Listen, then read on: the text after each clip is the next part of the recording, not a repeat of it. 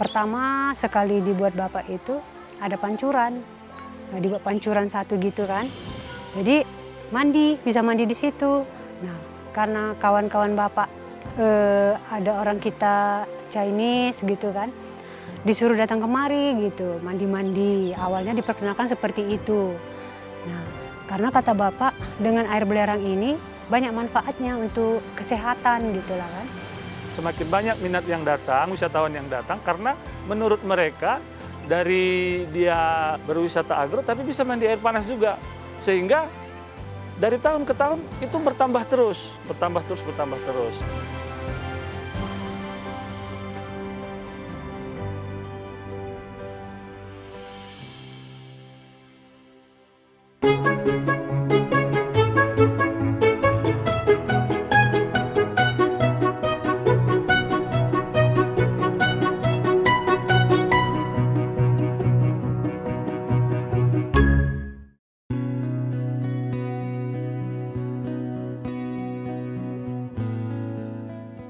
Semangat Gunung adalah sebuah desa di Kecamatan Merdeka, Kabupaten Karo, Sumatera Utara yang terletak di kaki Gunung Sibayak dan tersohor dengan objek wisata pemandian air panas belerangnya. Warga desa bergantung hidup pada alam Gunung Sibayak yang juga disebut sebagai Gunung Raja oleh masyarakat Karo. Tinggi gunung berapi strata volcano ini mencapai 2.212 meter dari permukaan air laut dan terakhir erupsi di tahun 1881. Di bawah kakinya mengalir berkah yang menghidupi warga desanya. Ani Surbakti, pengelola kawasan wisata pemandian air panas belerang alam Sibayak, kini terus berbenah untuk memikat wisatawan lokal maupun mancanegara. Nama saya Ani Surbakti, saya anak bungsu dari Bapak Lindes Surbakti, pendiri pemandian air panas alam Sibayak ini. Saya ada 8 bersaudara, 4 laki-laki dan 4 perempuan. Saya anak ke-8. Bapak pernah berpesan bahwa usaha ini akan bisa berkembang sampai ke luar negeri gitu. Jadi saya sendiri pun bingung gimana maksud Bapak ini gitu kan. Ternyata karena ada air panas alam ini, itu maksud Bapak gitu. Jadi dia mau buat usaha ini berkembang dengan menjadikannya suatu usaha pariwisata gitu. Di antara puluhan objek wisata pemandian air panas belerang di Desa Semangat Gunung, pemandian alam Sibayak yang didirikan oleh ayah Ani Surbakti adalah pemandian alam pertama yang ada di kawasan ini. Rasa pesimis sempat hinggap di benak ayah Ani saat melihat lokasi rawa tandus dan berbatu yang tidak dapat dijadikan bercocok tanam. Tapi ia justru melihat peluang dari timbulnya mata air panas. Pemandian ini dibuka pada tahun 1984 dan ramai dikunjungi hingga sekarang. Nah, jadi pertama sekali dibuat Bapak itu ada pancuran. Nah, dibuat pancuran satu gitu kan. Jadi bisa mandi di situ. Nah, karena kawan-kawan Bapak ada orang kita Chinese gitu kan, disuruh datang kemari gitu, mandi-mandi. Awalnya diperkenalkan seperti itu. Nah, karena kata Bapak dengan air belerang ini banyak manfaatnya untuk kesehatan gitu lah kan. Jadi kawan-kawannya berdatangan. Awal itu nggak diikuti bayaran gitu lah untuk memperkenalkan itu. Akhirnya dibuat Bapak lagi 2 pancuran gitu. Dikasih tahu nggak dibuat tiket, nggak awalnya kan. Ya diminta seperti untuk kebersihan gitu. Jadi teman-teman pun welcome lah ya. Jadi dari teman ke teman akhirnya dikasih tahu, udah rame datang gitu kan. Akhirnya dibuatlah kolam. Udah agak lega. Hal yang membedakan pemandian alam Sibayak yang dikelola Ani saat ini dengan yang lain adalah kandungan airnya yang masih pekat dengan belerang dan bersumber langsung dari belasan mata air yang harus terus terjaga kebersihannya. Iya, mata air sebetulnya banyak. Cuman yang paling besar mata air utama itu ada satu. Jadi untuk merawat itu kita buat, dia kan terbuka gini ya, kita buat kolam, kita besarkan dikit supaya dia agak airnya banyak tertampung. Untuk mengatasi daun-daun apa semua nggak masuk, kita buat jaring halus. Kita tutup dengan jaring halus supaya daun-daun itu nggak masuk langsung ke air. Kalau udah penuh kita buang, kita tutup lagi gitu. Untuk airnya supaya tetap deras dari bawah, kita usahakan apa namanya itu lumut-lumut kita korek, kita bersihin. Gitu. Yang ini aliran yang dari sana. Setelah orang tua meninggal, jadi kami berinisiatif anak daripada bapak yang 8 orang ini kita kelola bergiliran gitu. Jadi anak perempuan dengan anak laki-laki itu mengelola ini secara bergantian. Gitu. Anak laki-laki setahun gitu kan, yang anak perempuan 1 tahun kami bagi gitu. Jadi kesepakatan bersama lah, karena kami istilahnya berembuk dan tidak ada masalah, ya kami lakukan bergantian gitu. Meski kini telah banyak pemandian alam serupa di kaki Gunung Sibayak, Ani tetap optimis mempertahankan eksistensinya di tengah persaingan. Ia optimis pelanggan setianya baik dari lokal maupun mancanegara tetap datang untuk bernostalgia di pemandian ini. Ada juga loh yang udah lama sekali kan datang.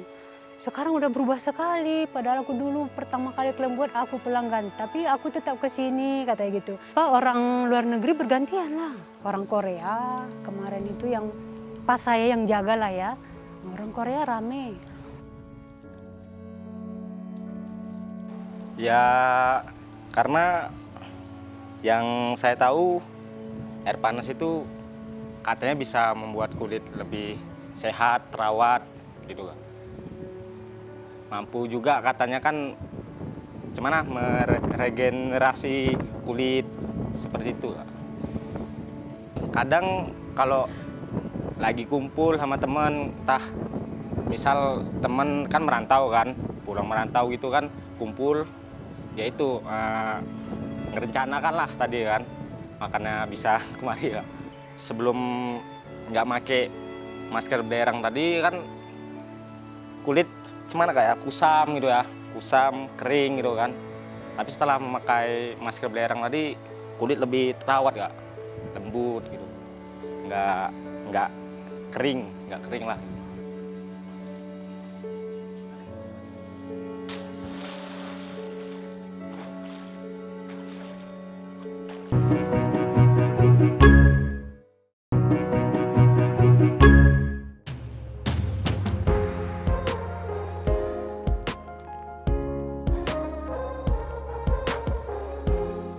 Jika beruntung ke pemandian air panas Sibayak, kita akan disuguhkan dengan sari belerang yang satu ini.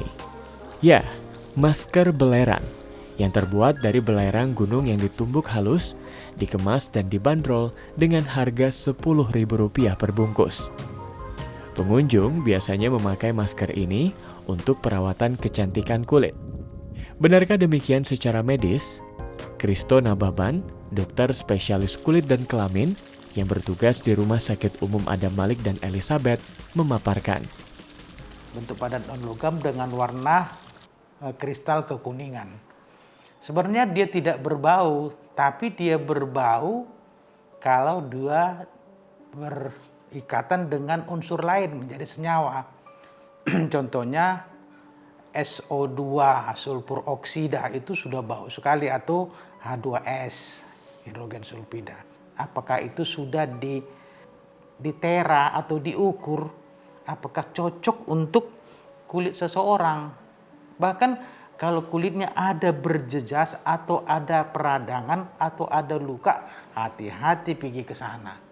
Bahkan kalau ada sakit kulit, kan berarti ada rusak kulitnya, hati-hati di sana. Kenapa? Itu bersifat asam. Ya kan, asam.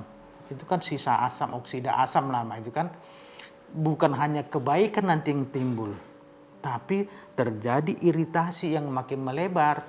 masker belerang yang sudah ada merek BPOM-nya mungkin bisa kita gunakan karena di situ dinyatakan ingredientnya apa dengan apa. Bukan hanya belerang, itu pasti ada zat-zat untuk menetralkan belerangnya ada. Zat apa yang dituju pasti dibikinnya, pasti dibuat di situ. Misalnya kadang-kadang ditambah vitamin, ketika kan ada vitaminnya, ada belerangnya kan gitu kan. Jadi memang harus sudah ada izin edar oleh BPOM. Pengunjung yang datang ke pemandian alam Sibayak ini biasanya tidak hanya sekali berkunjung, tapi mereka datang secara rutin. Selain disuguhkan dengan pemandangan Gunung Sibayak dan bentang alam yang asri, mereka juga ingin mendapatkan manfaat belerang untuk perawatan kulit. Apa manfaatnya pada kulit? Banyak sebenarnya manfaatnya pada kulit. Walaupun harus dicampur dengan unsur lain. Karena kalau dia tunggal, ya tidak begitu bermanfaat. Karena harus digabung dengan unsur lain baru dia ada manfaatnya. Misalnya, dalam bidang kulit, dia bisa berefek sebagai antibakteri nomor 1 ya. Antibakteri, walaupun dikatakan bahwa dia sebagai anti jamur, sebenarnya enggak. Sifatnya itu kalau misalnya anti itu berarti membunuh, ini tidak. Tapi antibakteri memang dia antibakteri, membunuh bakteri. Tapi untuk jamur dia sebagai efek lain daripada sulfur yang sudah digabung dengan unsur lain tadi. 1, dia sebagai antibakteri. 2, sebagai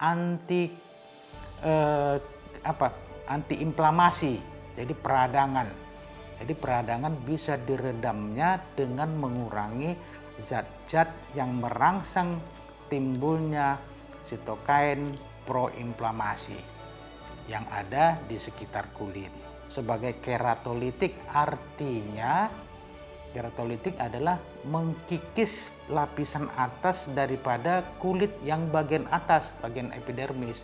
Sehingga untuk jamur itu yang fungsinya dia keratolitik, karena jamur yang ada di tubuh yang namanya tinea itu hidup di lapisan atas epidermis yang banyak stratum corneum yang mengandung zat keratin. Makanya namanya keratolitik, dikikisnya itu keratin sehingga tempat hidup jamur itu tadi nggak ada lagi. Untuk jerawat, dia selain sifatnya tadi sebagai eksfoliasi, artinya membuang sel kulit mati. Selain sebagai antibakteri yang menyebabkan akne, juga menghilangkan sumbatan pada pori-pori, juga menurunkan produksi minyak yang yang diproduksi tubuh, kemudian meredam terjadinya peradangan pada kulit, terutama menimbulkan jerawat.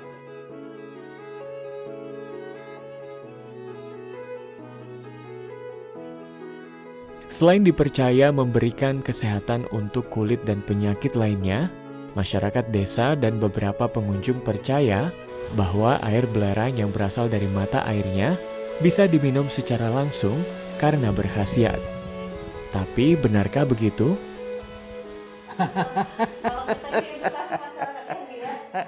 Kalau sudah ada belerangnya janganlah. Sedangkan di kulit kita juga hati-hati, bisa iritasi, apalagi ke lambung yang lebih halus, kan sampai permukaan mukosa usus sampai ke mulut aja mungkin udah, apalagi nanti kadar asam yang lebih tinggi terjadi iritasi. Jangan pernah, apalagi kan saya bilang kalau yang murni dia tidak berbau, warnanya kekuningan, dia adalah unsur non logam yang padat, warna bentuknya kristal kekuningan gitu kan, nggak ada warnanya. Tapi kalau berbau janganlah, ya kan, jangan coba-coba lah, namanya berisiko. Boleh aku nggak apa-apa minum, mungkin kebetulan kamu nggak apa-apa. Nah, sedangkan kulit aja bisa iritasi, bisa terjadi rasa tertusuk, apalagi mukosa lebih lembut daripada ini.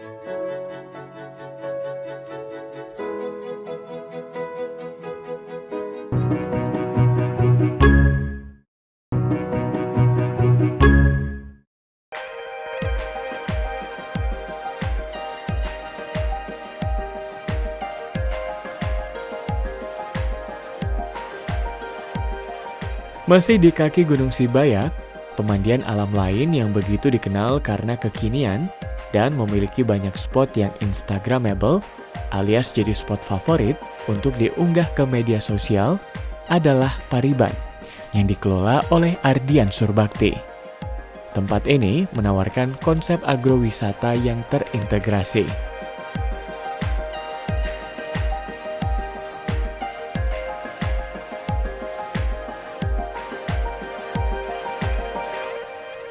Di istilah orang Batak, Toba dan Batak Karo ini, Pariban ini sebenarnya sudah familiar. Tetapi dasarnya sekali sebenarnya ada istilah di orang Karo itu Siparibanen, ada istilah. Siparibanen ini istilahnya sepengambilan. Dari bahasa itu yang kita ambil. Jadi kita singkat namanya Pariban.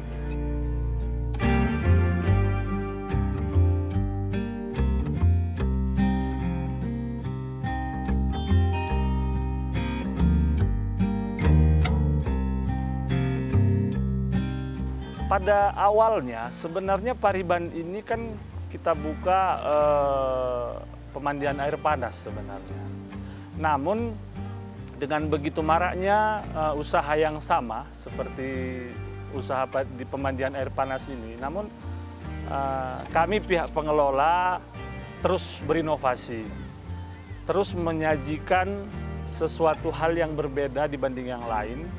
Dan kita sering juga mengadopsi dari luar, apa yang kita amati dari luar, apa yang sedang tren di luar, kita bawa kemari dan kita modifikasi, kita sesuaikan dengan kultur kita yang ada di sini. Di tahun 2010, Pariban sebelumnya masih berupa lahan pertanian orang tua Ardian yang ditanami berbagai jenis tanaman hortikultura. Ardian yang lulus dari Institut Pertanian Bogor, kembali ke kampung halaman dan menawarkan ide kepada orang tuanya agar beralih dari pertanian biasa ke agrowisata. Semakin banyak minat yang datang, wisatawan yang datang, karena menurut mereka dari dia berwisata agro, tapi bisa mandi air panas juga. Sehingga dari tahun ke tahun itu bertambah terus. Yang kami suguhkan akhirnya sudah lebih banyak ke pemandian air panasnya, spot-spot fotonya, taman-tamannya, kita buat kolam-kolam ikan, kita buat rumah-rumah unik gitu. Jadi itu yang kita suguhkan akhirnya ke depannya gitu. Sehingga memang untuk saat sekarang ini kita belum memiliki lahan untuk agrowisata kita giatkan kembali, tapi mungkin tahun ke depannya juga kita akan menambah fasilitas tersebut gitu. Wisatawan yang berkunjung ke Pariban ini tidak hanya berasal dari Medan dan sekitarnya, tapi juga dari luar Provinsi Sumatera Utara. Seperti Rosi, warga Aceh Singkil, yang penasaran dan tertarik berkunjung ke Pariban karena melihat unggahan netizen di media sosial. Kalau Pariban ini taunya dari teman-teman, dari Facebook nengok fotonya, karena kan indah sekali pemandangannya. Iya, karena nggak pernah kemari. Jadi kan pulang dari Medan, mampir kemari untuk nengok pemandangan dari Pariban ini. Karena banyak seperti apa kan air panas, pemandian, terus ada gunung. Jadi kan pengen ada taman-tamannya juga kan indah sekali, makanya. Udaranya sejuk, baru kan kayak mana ya? Jadi kan pemandangannya pun indah, rumah adatnya. Di Aceh Singkil nggak ada seperti ini. Kami kalau Aceh Singkil itu cuma lautnya yang lebar, banyak laut. Jadi kan sini nggak ada. Itu makanya kami sekalian pulang dari Medan singgah kemari. Yang pertama foto-foto. Itu yang pertama. Terus kan nengok rumahnya indah. Kalau ditingkatkan dari Pariban ini seperti rumah makan. Karena kan pengunjungnya itu kan kalau udah kan lapar, jadi kan kayak mana rumah makannya kan belum ada gitu, belum makannya masih dikit.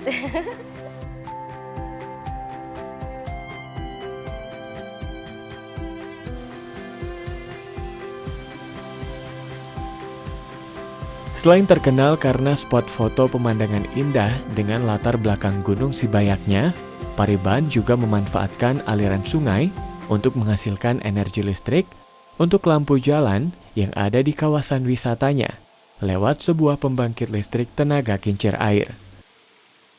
Tahun 1995, pada saat itu saya masih SD kelas 5 atau kelas 6 begitu.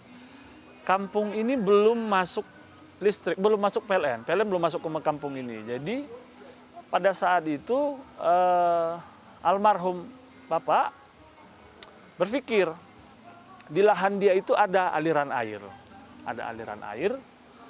Mungkin dia melihat pada saat itu ada pembangkit listrik tenaga air mikrohidro di Laukawar. Di Laukawar ada pihak pemerintah membangun itu pada saat itu. Dia sering melihat ke sana bagaimana sistem pembuatan itu sebenarnya. Dia belajar otodidak lah. Dia baca buku tentang mikrohidro. Dia lihat juga langsung praktek ke sana. Dia buat di sini. Secara manual dia buat di sini. Itu tahun 1995 itu. Dia buat sangat dasar sekali. Dia buat pakai velg mobil bekas. Dilas dia biar agar berbentuk kincir seperti itu. Pipa-pipanya juga dibuat dari bambu, sangat sederhana sekali. Namun pada saat itu, dia bisa mengeluarkan arus sampai 150 watt kalau tidak salah pada saat itu. Sehingga untuk 150 watt keluaran dari mikrohidro yang dia buat, bisa memenuhi kebutuhan listrik satu rumah tangga lah istilahnya.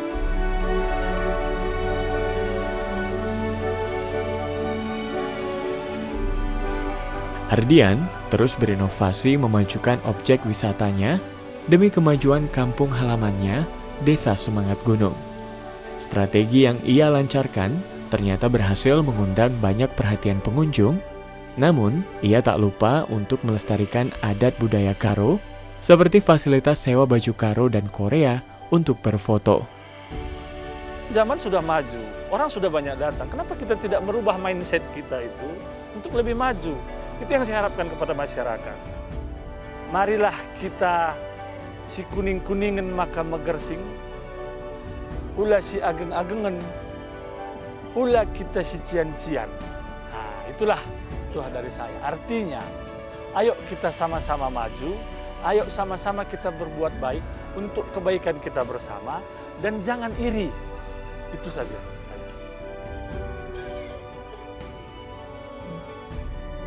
Perut bumi telah memberikan berkah bagi desa di kaki Gunung Sibayak ini. Air panas belerangnya menjadi semburan rezeki yang harus disyukuri oleh siapa saja. Kita semua yang harus membalas budi baik alam dengan melestarikannya.